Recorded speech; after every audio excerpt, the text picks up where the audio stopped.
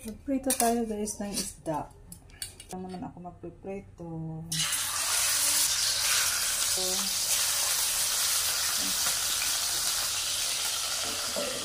Ganyan ako magprito guys. Takpan para iwas talsik.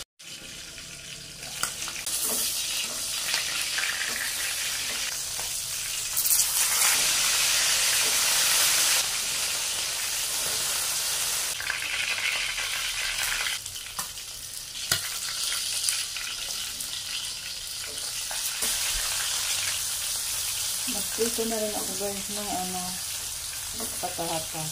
Luto na guys ang ating luto na yung patatas.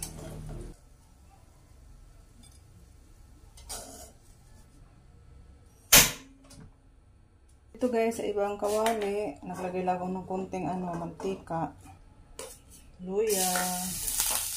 Sunod natin yung sibuyas. Naisip ko maiba naman na recipe. Sunod natin yung bawang. Labasin lang natin yung aroma ng bawang at saka ng sibuyas. Ang bangunan niya guys. Paminta.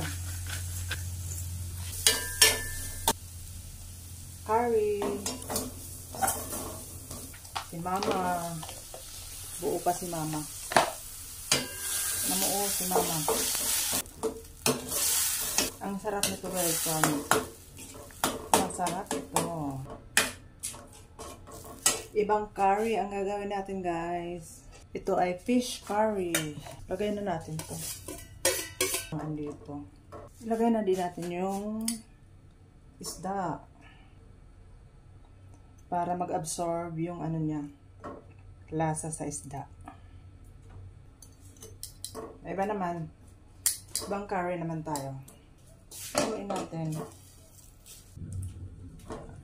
Ilagay na natin guys yung patatas na pinirito natin kanina.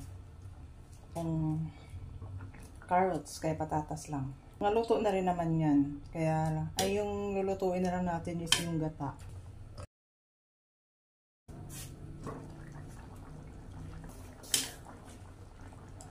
Nilagyan ko pa siya guys ng paprika. Ang sarap guys, promise. Anuhin lang natin yung gata. Balikan na natin guys. Ayan na siya. Lumabas na yung mantika ng gata. Kaya okay na ito guys.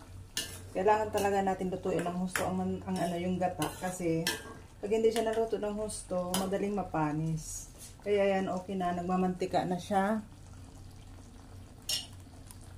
Nagmamantika na siya sa sarili. Ayan o. Sarap niyan guys. Try nyo guys. Masarap ito.